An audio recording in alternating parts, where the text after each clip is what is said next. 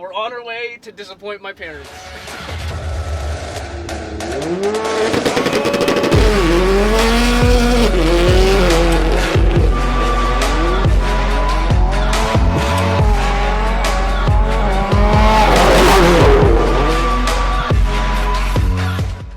What is up, guys? Welcome back to the channel, welcome back to the vlog. If you're new to the channel, my name is Kyle. I make videos about my car and my life and stuff, and my friends who also have cool cars and lives and stuff.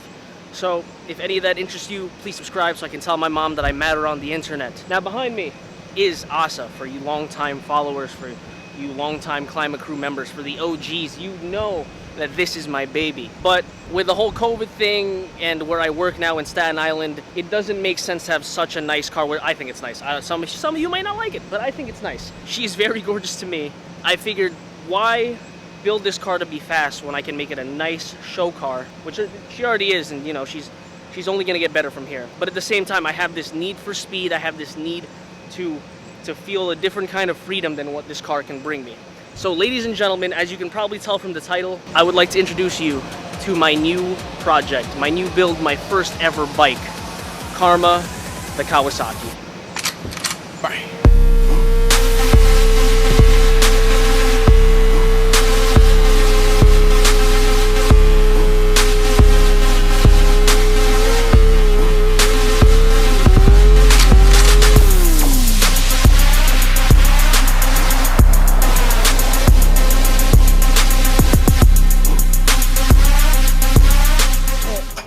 And sit here in the shade of Asa. So this is Karma. She is a 2007 Kawasaki ZX6R. Not the 636, a 600cc sport bike. This is my first motorcycle. People are like, oh, your first bike is a 600, that's crazy, etc, etc. I think that's a misconception, really. I think it's more about if you have the self-control to be able to respect the bike. I learned on a Gixxer 750, the first ever bike I tried. Was Andrew Strapone, his Gixxer 750, under the supervision of Mr. Calvin Ibanez.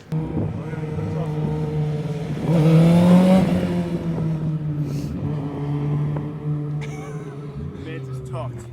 That man just did 200 past us. That was a slow-mo. And I've always been the type to be like, yo, I don't need a bike, I have a car, I have a nice car, I want to build it up all nice, etc, etc. And then I tried the Gixxer 750 and I was like, oh, I get it. Motorcycles are really cool. They feel really awesome to be on. It's a different kind of freedom that you feel when you're on it. They are inherently more dangerous, absolutely, but it's the risk versus reward and your ability to mitigate the risk, which is what really matters. So the story of Karma is that after I tried the 750, I fell in love with motorcycles. I used to ride bikes. I used to ride a fixed gear bike through New York City. I remember, I don't know if there's videos on my YouTube channel about that, but I would literally be in and out of traffic, no brakes, all of that good stuff. And then I transitioned into cars, and now I guess I'm getting back into bikes. So the story of how I got this bike is actually pretty interesting. It's kind of weird how everything comes full circle. So before I ever worked at Never Ride Stock, when I was still interviewing there, I saw this bike, except it was green. I was like, oh cool, they got bikes here too. Didn't think much of it. Then, once I started working here, the guy that I work with, Tony, this used to be his bike, and it's from Florida, so I'll explain how that is relevant later, but it's from Florida, and he took really good care of it, and he brought it here, and he stopped riding. And because of that, you know, it would just sit at the shop, and it still ran, it was still taken care of, but it was just taking up space. So one day he asked me, hey Kyle, can you sell my bike? I said, not a problem, dude, I'll sell it. We set a price that he wanted to be sold for, and I was going to get to work. But that weekend was the weekend that I actually tried Andrew's Gixxer 750, and I fell in love with bikes again, I guess. So I go to work on Monday, I'm like, yo, I'm learning how to ride a 750. He said, oh, have you ridden this one yet? And I said, no, I haven't. He said, oh, take it for a spin. So I took it around the block, and this thing is awesome. It ran smooth, it sounded good, it's got a Two Brothers exhaust. I really liked it. I said, dude, that's really awesome. He's like, yeah, whenever you want, just take it around the block. You know, if you want to go get food, take it, go on a food run, come back. And I'm not going to say no to that because at the time, I was only on a bike once for about 30 minutes. So I'm not going to say no to seat time and practice. And that's exactly what this bike was for me. It was a good way to practice, you know, learning how to shift and shift smoothly and all that good stuff. That was it. That was the start of my relationship with this bike. It was just, hey, I have free time, can I take the bike out? Yeah, take it around the block, take it around the neighborhood. And the more I rode this bike, the more I liked it. I like the ergonomics of the ZX6R over the Gixxer 750. The Gixxer 750 feels a little bit more tight, I guess.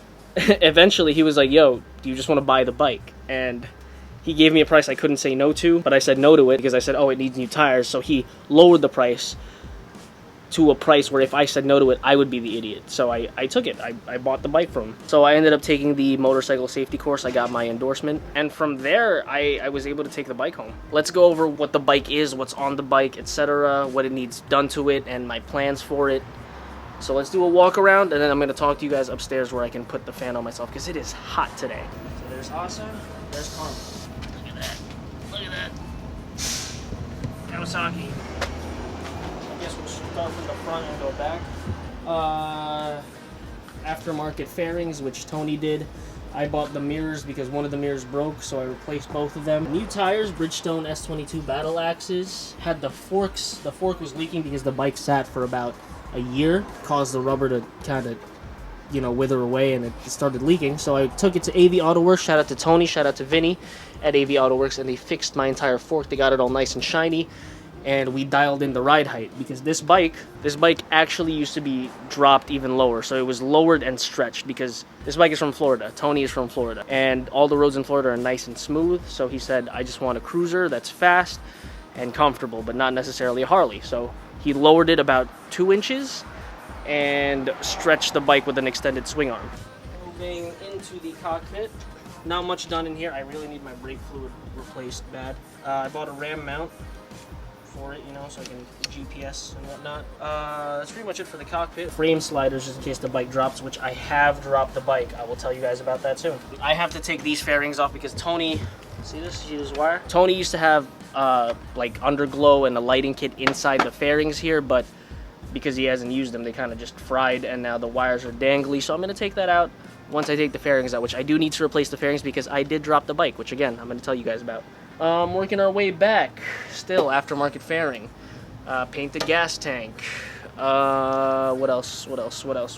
We got the Two Brothers exhaust. There used to be the whole fender eliminator kit with the license plate and the light here, but that fell off just from use and because the bike sat for so long and it wasn't really touched. All the parts kind of just withered away, so I was riding on the highway and that just fell off straight up. Some burnt rubber here because your boy learned how to do a burnout on this bike. Bridgestone S22 in the back again, and I think that's it, really. Just got a little bit of burnt rubber there, bud.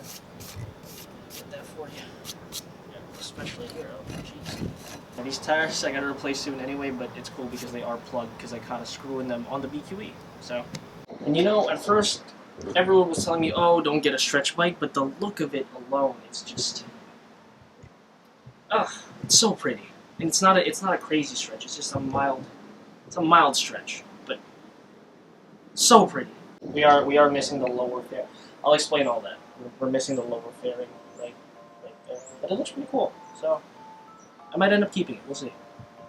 Let's go upstairs. Now, if you follow me on Instagram, Karma isn't exactly a secret. I was very excited, so I wanted to post her up, and I would just post pictures of me and her. So that's another reason for you to follow me on Instagram, because you'll know all this stuff way before anyone else. The reason I haven't made the videos because work's been busy and I didn't know how to announce that I got a motorcycle. Plus I also wanted to wait till I told my parents that I got a motorcycle so that they wouldn't find out through a YouTube video that I got a motorcycle. But yeah, my parents were very, very against me getting a motorcycle.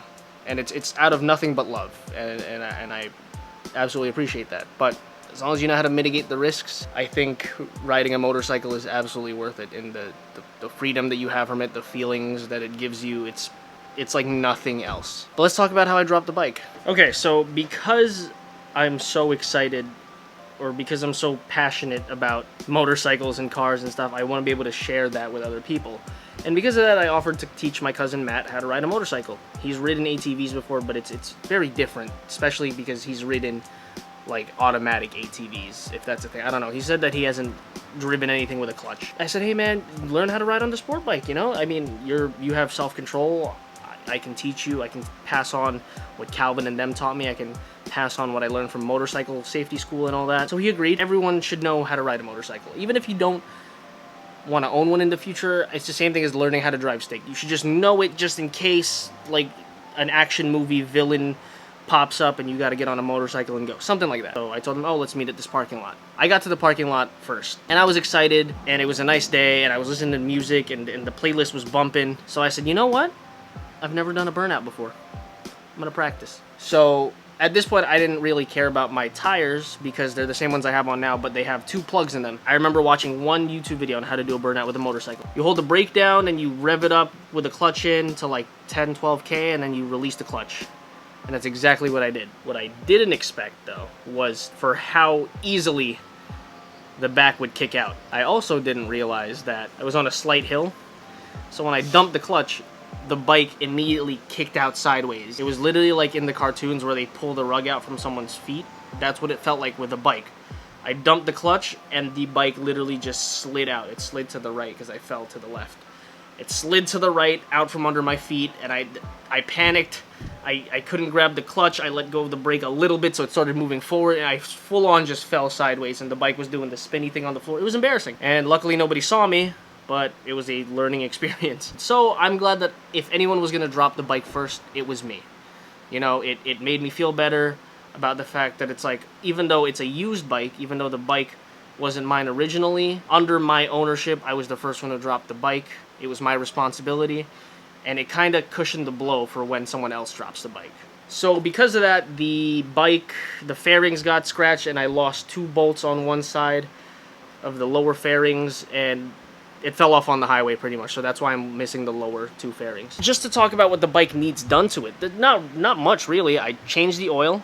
I bought the bike with 13,000 miles on it. I changed the oil at 15,000 miles, which was yesterday. Replaced the tires, which I need to replace again because there are 2 holes in them which I plugged, and the plugs are holding, but just for safety's sake, I want to get completely new tires. Probably next season because the season's about to end anyway. I have the aftermarket taillights there that are going to go into the fairings. I do need new fairings because those fairings are scratched up and I'm missing the bottom fairings and all that. Not to mention, like, I like the color scheme, but it doesn't match me, I would say. Like, it's red and white, but my car is blue, white, and gray. I kind of want it in the future, maybe next season, to match the car. That's another thing to work on.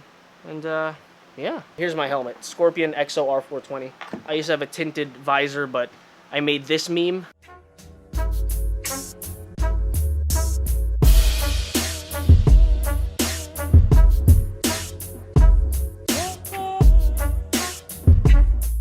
And in doing so, scratched up my visor really bad, and I couldn't save it, I couldn't polish it out, it was just gone. So I'm back on the clear visor, I ordered a new visor. This bike has been nothing but an adventure, and I honestly love it. It's very fast. It's very, very fast. I think I'm in a very good place right now, as this is my first bike. It's pre-owned, so if I drop it, yes, it'll hurt to drop the bike, but you kind of just, like, you shake it off. You shake it off a lot better.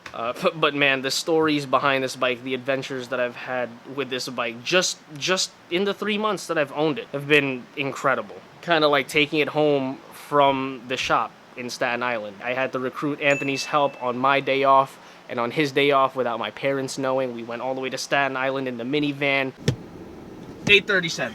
It is 8:30 in the morning, and Kyle and I are on an adventure. Where are we going, bud? We're on our way to disappoint my parents. We are on our way to Staten Island, where I work, because where I work, there's a motorcycle that I have just bought. And my parents are not a fan of motorcycles, but I'm getting a motorcycle. So it's gonna be a good day. This guy gets a motorcycle, doesn't know how to act. Look at him.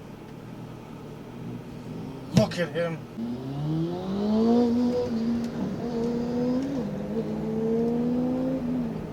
And he's gone, folks. That's it. I'm stuck in Staten Island. I'm afraid. It's so good. It's so good. How you feeling? Oh, dude, it feels good. I'm nervous, though. I'm nervous. First time I went today. How do I look? Hot. Yeah? I'd bone you. Oh, yes! I rode the bike back, my first ever time on the highway with that bike, or with a bike in general, was coming home with it, and it was an insane but fun experience. Anthony was behind me the whole time, so I was safe, but it was just, like, I've never ridden on highway. Now I'm taking this bike home, and it's 90% highway to get home, and it's not even like a nice fun highway, it's like a traffic highway. It was a lot, and I don't know, I wouldn't trade it for anything. I'm very happy that I got a motorcycle. This is not going to turn into like a moto vlog, don't worry. I'm going to have my car, now I'm going to have my motorcycle, and we're going to have lifestyle stuff, and it's insane. I don't know if I covered everything so far. I hope you enjoyed all the clips that I've amassed from the past few months of just getting this bike and all that. A lot to come, so I guess this is like my project car, but it's not a project car. Yeah. Thanks for watching. If I gotta die, I'm going like the greats. I don't plan it, but I live like it's today. Pop a quarter off a quarter and I'm straight. She can't stand me, but she came here anyway. If I gotta die, I'm going